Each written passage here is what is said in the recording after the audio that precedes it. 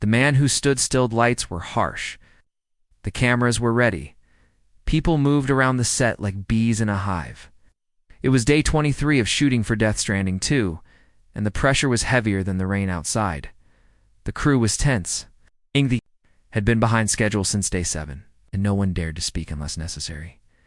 Keanu Reeves stood in the middle of it all, still, silent, calm. He wore the futuristic gear of his character, a mysterious figure in the game's world, and his hair was slightly damped from the artificial rain machine above him.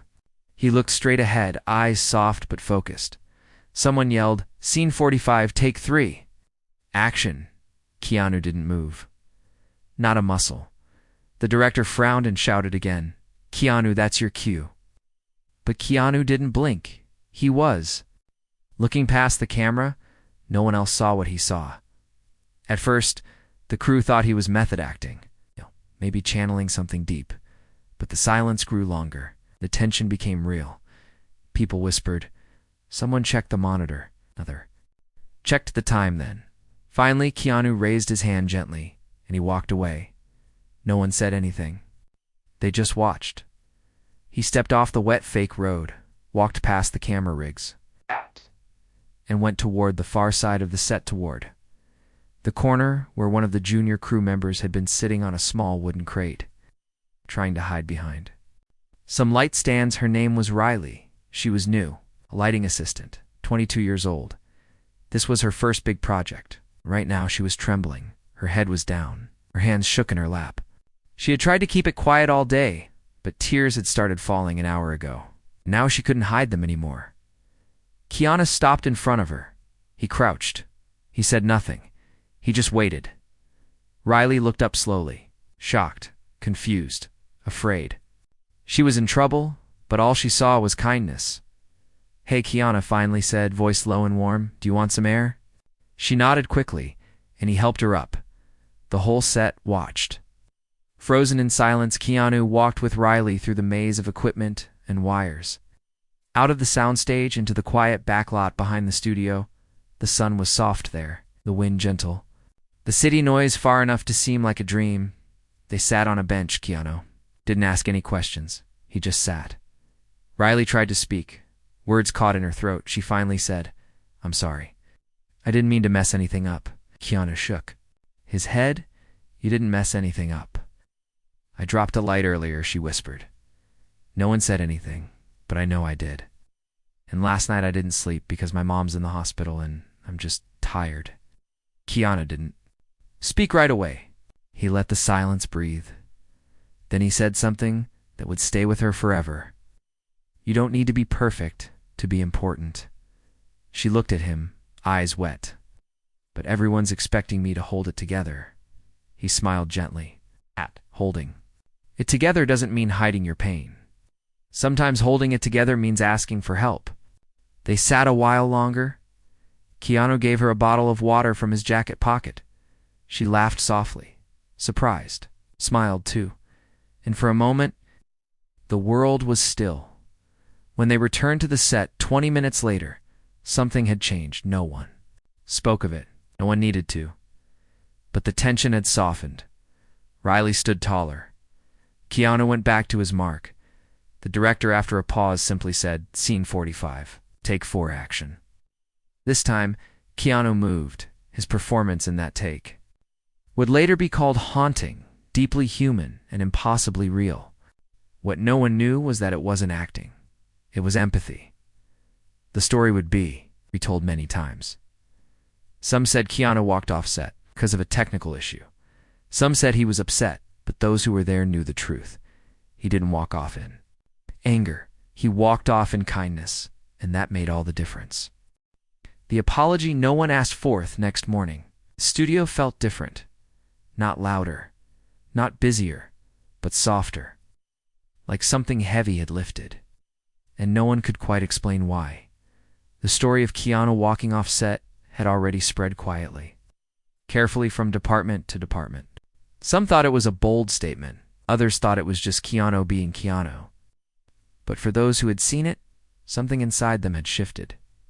Even the director, Jordan West, was strangely quiet that day. Jordan was known for being intense, Sharp. Exact. He never yelled, but he didn't have to. His silence was sharper than shouting. But today, he stood near the monitors with a paper cup of coffee, his eyes staring at nothing in particular. He hadn't slept much. It's not because of deadlines or budget worries, but because of what he saw in Keanu's eyes. Yesterday, the moment Keanu chose. Empathy over performance. Riley wasn't on set that morning. Her absence was noticed, but not questioned. What? No one expected was Keanu showing up early, not in costume, not with an assistant. Just with a folded paper bag in one hand and a small note tucked inside it. He walked straight past the costume trailer and knocked softly on the lighting department door inside. Riley sat alone, tying cables together, even though no one had asked. Her, too, she looked up, startled. "Hey," Keanu said gently. "Hey." She whispered back. He stepped inside and handed her the paper bag. "Banana bread," he said. "My sister used to bake it for me when I had bad days. It doesn't fix everything, but it helps with the mornings." Riley smiled, the kind of smile that still held sadness, but also gratitude. "Thank you." Keanu sat on a crate across from her. "I just wanted to say, I wasn't trying to draw attention yesterday." "You didn't," she said quickly. "You were kind," he nodded. "I just did what I hoped someone would do for my sister if she was hurting." They sat in. Silence again. It had become a kind of language between them.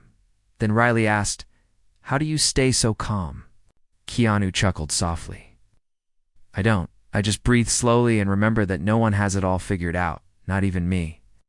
Outside, the rest of the crew began setting up for a new scene. The energy on set had changed. Makeup artists laughed, A little more grip, workers moved with a little less stiffness. The production assistant even brought donuts, something unheard of on a strict shoot. Keanu eventually returned to set. But before he stepped back into the costume trailer, he made one more stop. He went to the props department. He found Lewis. Lewis was in his 50s, tall, quiet, always lost in the world of wires, gadgets, and vintage cameras. No one really talked to him except when they needed something, and Lewis liked it that way. But today, Keanu waited for him to finish polishing a strange-looking prop. When Lewis noticed him, he looked surprised. "Oh, do you need something?" Keanu shook his head. "Just wanted to say thank you." "For what?" "For fixing that bent rig last week? You did it fast. Saved a whole day of shooting." Lewis blinked, clearly not expecting praise. "It's my job," still Keanu said, offering his hand. "I saw it." The handshake was short, but it mattered. That night, Lewis went home and told his wife that Keanu Reeves had thanked him, not for a movie, not for a camera, but for a small act of help, and for the first time in years. Lewis looked in the mirror and smiled a little longer than usual. Back on set, the day continued. Keanu filmed 3 scenes. In a row, his performance was steady, powerful, honest, but behind every line, every look, was something deeper. He wasn't just acting. He was living with intention, and the people around him felt it.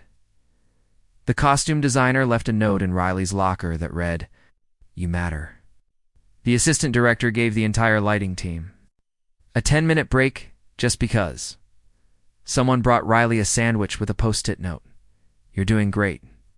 No one knew who left it, but Riley suspected Keanu never said a word about any of it. He didn't want credit. He only wanted connection. By the end of the day, the director Jordan called everyone to a pause. He cleared his throat. Everyone turned. "I just want to say," Jordan began, "that this is the first time in a long time that this set feels like a team." He looked at Keanu. No one clapped. No one needed to. The message had been received, and as the lights dimmed and the crew packed up, Riley found herself walking toward Keanu again, not with fear, not with nervousness, but with hope. "Can I ask?" "One last thing," she said. Keanu nodded. "How do you know when to walk away?" Keanu looked at her gently. "When someone's heart is breaking quietly. Shh. And no one hears it," he said. "Sometimes walking away from the noise is the only way to truly listen." The scene no one expected a week passed. The shoot moved forward. There were delays. There were long nights, but the tension that once wrapped around the set like a thick rope had loosened. Something about Keanu's quiet act of kindness had rippled into the hearts of everyone working. The camera crew smiled more. The makeup team offered words of encouragement. Even the most tired grips helped each other without being asked. Riley came back stronger. She was no longer trying to disappear in the background. She still spoke softly, but her voice had a new steadiness. Keanu didn't hover over her. He didn't act like her protector. Instead, he simply nodded at her when they crossed paths. Silent respect that didn't need words, but kindness, once ignited, was a way of spreading, and soon it would be tested again. On day 32 of filming, they were scheduled to shoot a difficult scene, one that required emotional weight, physical strain, and tight coordination. The location was an abandoned rail yard outside the city. The air was thick with dust. The sky was gray. The wind carried the smell of old iron and wet wood. Keanu had been rehearsing the lines the night before. He wasn't worried about the dialogue. He was worried about the timing. The scene involved a fight, a fall, and a close-up shot of him delivering a crucial line. It had to be right. But when he arrived that morning, something felt wrong. He couldn't quite explain it. The set was ready. The props were placed. Everything was technically perfect, but the energy. It was off. Then he noticed her. Samila. She was the stunt double for one of the lead actresses. Strong, silent, fiercely professional. She never asked for special treatment. She was known for taking hard falls without complaint today. She stood by the edge of the stunt mat, arms crossed, eyes down, her jaw clenched. She moved stiffly, like something hurt, but she wouldn't say it. The coordinator called out, "Camila, ready?" She gave a short nod. Keanu took a step forward. He had seen this before. Pain hidden behind pride. He walked up to her and quietly said, "Are you all right?" She gave a polite smile. "All good." He looked at her ankle. It was slightly swollen. It's hard to notice unless you were looking closely. "You're limping," he said. She shrugged. "Rolled it yesterday. I can manage." Keanu stepped back. He looked at the stunt coordinator. "She needs rest. We shouldn't shoot the fall today. It's safe," the coordinator insisted. "The mat's thick. We're behind schedule." "She's hurt," Keanu said firmly. "She said she can do it," the director added, trying to move things along. But Keanu didn't move. He looked at Camila again. "You don't have to prove anything. Not to me. Not to anyone here." Mila's eyes softened. Something broke. Something unspoken. She finally exhaled and whispered, "Thank you." Set paused. The director rubbed his face. "Keanu, if we skip this now, we'll have to move the whole fight sequence to next week." Keanu looked around at everyone, then he said, "If we're building something great, it shouldn't come at the cost of someone's body." He walked off set again, not in anger, but in conviction. Production was paused. The stunt team rearranged schedules. An understudy was called in the next day. Camila was given medical attention and later found out her ankle had a minor fracture. Had she done the scene, it could have torn badly. That night, she posted a message on her private account. It read, "He didn't see a stuntwoman. He saw a person. Thank you, Keanu." She didn't use hashtags. She didn't need to. Back on set, things kept moving. Keanu returned. The next day, like nothing happened. He greeted the crew. He memorized his lines. He shot scenes with quiet focus, but his actions had shifted something. Permanent now, people began watching each other differently. Not for mistakes, but for signs. Signs of stress. Signs of burnout. Signs of sadness. And they began helping quietly without credit. Jordan, the director, started allowing extra breaks. Riley, now more confident, brought to spare water bottles with her every morning, one for herself, one in case someone else forgot. Someone even put a sticky note on the craft table that read, "If you're having a hard day, take 2 cookies." No one will ask why Keanu saw it and smiled, but perhaps the most surprising moment came when Jordan called Keanu out into his trailer during lunch one afternoon. The director didn't sit behind his desk like usual. Instead, he stood by the window. arms folded, thinking hard. "You're changing my set, Jordan," said Keanu, waited. "Not with drama, not with demands, but with something else. I don't know what to call it." Keanu smiled gently. "Maybe just listening." Jordan turned. "Around, I've been making films for 20 years. I've screamed on sets. I've broken things. I've gotten awards. But no one ever taught me how to make a crew feel human." Keanu nodded slowly. "We don't learn that in school." "How do you do it?" Jordan asked honestly. Keanu looked down for a moment, then said, "By remembering that everyone here has a story, and most of them are carrying more than they show." Jordan exhaled. "I want to learn that." "Then you already started," Keanu replied. As they returned to the shoot that afternoon, something felt lighter again. Not because everything was perfect, but because people were beginning to believe that kindness didn't delay greatness. It created it. And as the camera rolled once more, Keanu delivered a line in character that the editor later decided not to cut, even though it wasn't in the script. He said softly, almost whispering, "Sometimes strength means knowing when not to push," and everyone watching the monitor knew. Wasn't just talking to his fictional world. He was talking to theirs. The stranger on the edge of the Loth sun was beginning to set behind the studio buildings. Filming had wrapped early that day. The new shooting schedule, shaped gently by Keanu's quiet influence, allowed more breathing space. Fewer people were snapping at each other. Fewer eyes were dull from exhaustion. The project was still demanding, but now it was more human. Keanu didn't leave right away. He often stayed behind not because he had to, but because he liked to walk the quiet corners of the set, especially near the back lot where the trucks were parked and the air was still. He walked slowly, hands in his coat pockets, his head a little bowed. He didn't know someone was watching at the far end of the lot. Just outside the fence where old cables were stored in crates, a man in his 50s leaned against a rusted pole. His shirt was dusty.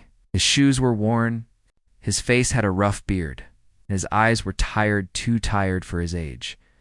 Keanu noticed him not because the man said anything, but because the stillness was heavy, different from the peace he usually felt on his walks. He stopped, looked at the man. The man looked away. Keanu walked slowly toward the fence. "Hi," said gently. The man didn't answer at first. Then with a dry voice he said, "I'm not supposed to be here." Keanu nodded. "Want some water?" The man hesitated, then nodded slowly. Keanu pulled a sealed bottle from his coat pocket. He always carried extras now and passed it through the gap in the fence. The man drank quietly. Then he said, "I used to work here. 20 years ago. Props department." Keanu's eyes softened. "What happened?" The man looked up at the sky. "I got sick, missed work, lost the job, then the house. Everything just kept falling." Keanu didn't speak, just listened. The man went on, "I come here sometimes, not to cause trouble, just to remember. Back then I mattered. I helped build things, fix things." Keanu sat on the edge of the crate near the fence. "What's your name?" he asked. "Carl." "Hi, Carl," Keanu said, like he was greeting an old friend. Carl chuckled. "You probably don't remember, but I once fixed a broken stunt wire on the first Matrix movie. Saved a whole day of filming. The director bought me a sandwich." Keanu blinked, surprised. "That was you?" Carl smiled for the first time. "Maybe, who knows?" "Memory plays tricks." Keanu nodded. "No, I remember that scene almost got pushed. Timing was everything." Carl looked at him, eyes wide. Keanu wasn't pretending. He remembered later that evening. Keanu returned to the main building. He asked around quietly. He found a small, unused storage room near the prop trailer. It was dusty, forgotten. But it had a workbench, tools, and a space for someone to do what Carl once did. He called Jordan. "The director, can I use this room for something?" he asked. "For what?" "To give someone their name back." The next day, Carl returned, not behind the fence, but through the front. A temporary badge was waiting for him. Someone had cleaned the storage room, fixed the light, placed a chair and a fresh toolbox on the table. On the door was a paper sign. Prop support, Carl. Carl stood there, blinking, holding back tears. Keanu walked up beside him. It's not charity, he said quietly. It's memory. You helped build stories once. It's time you helped again. Carl didn't speak. He just stepped inside, touched the workbench, let out a long breath he'd been holding for years. The crew noticed. Some asked who he was, others remembered, but what mattered most was this: when a prop broke 2 days. Later, one no one could fix, Carl fixed it in 20 minutes. And everyone clapped, not out of pity, but out of respect. Meanwhile, on set, a new kind of trust had formed. People began checking on each other, not just with words, but with actions. Someone added a suggestion box near the coffee station, anonymous notes, asking for better chairs, or fruit, or even just reminders. To stretch, no one knew who started it, but Keanu smiled when he saw it. He didn't need credit. He just wanted connection. One afternoon, Riley walked over to the bench where Carl now worked. She brought 2 coffees. You know, she said, people keep asking me why Keanu's different. Carl raised an eyebrow. What do you tell them? Riley smiled. I tell them. He listens with his whole heart, then he does something about it. Carl laughed softly. That's rare. Riley nodded. Keanu. The studio execs didn't know all these details. They just saw that morale was up, footage was better, and the team worked smoother than ever. But inside the crew, the hearts of the people on set, they knew the truth. They weren't just making a game, they were living a story. One about respect, one about seeing the invisible. And it all began when one man walked off set. Not to leave, but to lead. When the storm, Keanu Day 43, the storm came. Not the kind you see in the sky, but the kind that hits without warning. One moment, everything was fine. The crew setting up a nighttime scene near an artificial riverbank, lights being adjusted, cameras, prepped. Keanu was already in costume, standing with his stunt coordinator, going over movement marks. Then a phone buzzed, and another, then whispers. Someone had posted something online. Behind-the-scenes photo of Keanu talking to Riley. The caption. Read, he's playing the hero off-screen too. Must be for attention. Within hours, more posts followed. Anonymous accounts accused Keanu of doing staged kindness. Some claimed it was all a public image. Tricked others mocked the moment with memes and cruel edits. The gossip spread like fire. The mood on set changed quickly. Producers showed up unexpectedly. One of them asked Keanu to stay quiet about it. Another told him to avoid unnecessary interactions with junior crew. We're close to launch, one said. Let's not stir drama. Keanu listened calmly, then asked a quiet question. Do you think kindness is a problem? The room went silent. The producer gave a forced smile. Of course not. Keanu stood, then walked out. Not in anger, but in clarity. Outside, it was dark. Lights glowed across the wet pavement. The crew didn't know how to act. People looked down more. Even Riley felt the weight of it. The whispers returned. They weren't. Minja's confused. Riley approached Keanu later, her voice soft. I'm sorry, this is my fault. Keanu turned to her gently. None of this is your fault. Maybe I shouldn't have talked to you that day. Maybe I should have stayed quiet. He shook his head. You did the brave thing. You didn't hide. And that matters. She wiped her eyes. But now you're the one paying for it. Keanu knelt a little, so they were eye to eye. If doing the right thing costs me silence, he said, then that silence was never worth having. The next morning, Keanu did something no one expected. He held a short meeting. Not in the studio, not in the office, but in the courtyard near the back, where Carl had been fixing props. He invited everyone, no press, no lights, just people. When they gathered, about 40 crew members, he stepped forward. He didn't stand on anything. He didn't raise his voice. He just spoke. I didn't come here to save anyone. I came to play a role in a game, but along the way I saw pain. And when you see pain, you either look away You walked toward it. Everyone stood still. The wind moved softly through the trees above them. Some people think kindness is weak, that helping someone makes you dramatic. But I think kindness is strong. It takes more courage to be gentle in a world that rewards hardness. He looked at Riley, then at Carl, then at the camera operator who once fainted from dehydration, and who Keanu had quietly helped to his feet.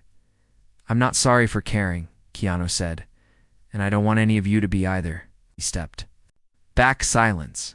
Then someone clapped, then another soon. The small courtyard filled with quiet, honest applause, not loud, not forced. Just true. The producer who had warned Keanu earlier stood at the edge. He didn't clap, but he watched, and something inside him moved. The following week, things settled again. People stopped whispering, because the truth always outlasts the noise. And while the internet moved on to the next headline, the crew didn't forget. They remembered how Keanu didn't defend himself with arguments. He defended himself with consistency. He kept showing up, kept helping, kept listening. On day 49, a child visited the set. Her name was Emily. She was 9 years old, battling a rare condition. And her wish through a foundation was to see the making of her favorite game. Keanu greeted her with a smile that reached his eyes. He showed her around the props. He let her say action. Before a take, he even knelt beside her and let her wear part of his costume for a photo. But the part that stayed with Emily most wasn't the costume. It was when he looked her in the eyes and said, "You're braver than anyone here." Emily smiled so wide her mother cried. After the visit, a crew member asked Keanu how he always found time.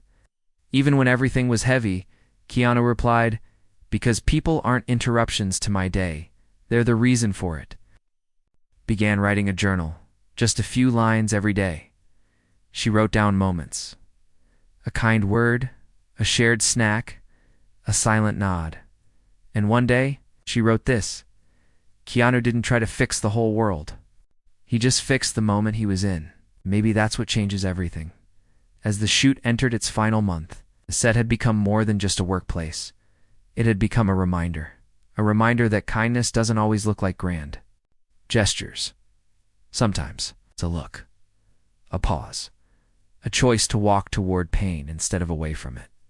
And even when the storm came mugly, loud, filled with lies, didn't break him because he had built something stronger, not with power, but with presence. The last scene was the final day of filming, day 60. The crew had gathered on location for the last outdoor scene of Death Stranding 2. The skies above were gray. A soft drizzle fell over the empty field where the final scene would take place. It was perfect for the story, a symbolic moment of endings and beginnings. But behind the camera, something deeper was stirring. Keanu stood at the edge of the field, in full costume, waiting quietly. Riley stood nearby. Watching him, she had changed. Not just in posture, not just in confidence, but in presence. She wasn't hiding anymore. Her eyes didn't dart nervously like they used to. Now they held calm. She had grown because someone noticed her when no one else did, and now she noticed others. The final scene was intense, a monologue delivered by Keanu's character, an emotional farewell set against the backdrop of a desolate world. There were no explosions, no shouting, just quiet words. A man saying goodbye to the ghosts that had followed him. The camera rolled. Keanu stepped forward. He spoke the line slowly, gently, but partway through the scene, something happened. A crew member, Marco, young camera assistant, collapsed, not loud, just a quiet fall behind a row of cables.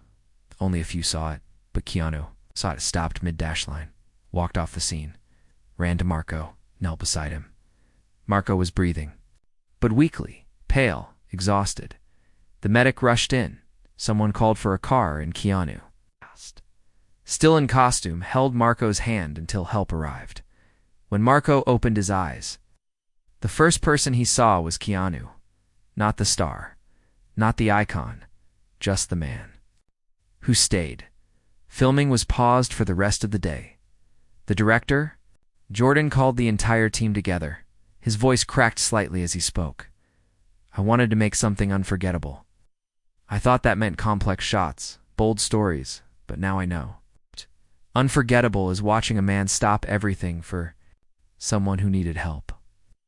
Unforgettable is what Keanu showed us every single day. The crew clapped, not just for the speech, but for the journey. 2 days later, a studio threw a small wrap party. No flashing lights, no press, just the team. Someone put together a short video, behind-the-scenes clips, funny outtakes, and quiet moments of care. One clip showed Keanu handing water bottles to grips. Another showed him carrying lighting stands when the team was short-handed. Another him quietly tying the shoelace of a young extra who had a sprained wrist. There were no spotlights in those moments, just heart. When the video ended, the room stood still. Then someone from the lighting crew raised their glass and said to Keanu, the man who walked off set not in anger, but in kindness. The room erupted in cheers. But Keanu didn't smile out of pride. He smiled out of peace a few weeks later. The game launched, the internet buzzed again. Reviewers called it visually stunning, deeply emotional and hauntingly human. But what truly made the headlines wasn't a scene or a plot twist. It was a quiet blog post written by Carl, the former prop man. He wrote, I saw a man walk toward pain, not away from it. I saw him lift people without lifting his voice. Saw him remind us all that kindness doesn't belong to heroes, it belongs to anyone brave enough to care. Keanu didn't respond to the blog. He didn't repost it. He simply sent Carl a note. Thank you for reminding me that stories aren't made of pixels. They're made of people. Months passed. Life moved on. But for everyone who worked on Death Stranding 2, something remained. It wasn't just the game. It was what they carried forward. A habit of kindness. A habit of noticing. A habit of walking off set when someone needed you more than the scene did. Riley went on to work on other projects, and every time she saw a crew member sitting alone, she walked toward them. Not because she had to, but because someone once did that for her. One evening, a child on another set looked up at Riley and asked, Do you know Keanu Reeves? Riley smiled. I do, the child asked. What's he like? Riley paused, then said softly, He's the kind of person who makes the world feel safe, just by being in it. And in a quiet cafe in another part of the city, Keanu sat alone, reading a book. Sipping tea. No cameras, no lights, just the man who had once walked off a set not in anger, but in kindness. And that simple choice changed everyone around him.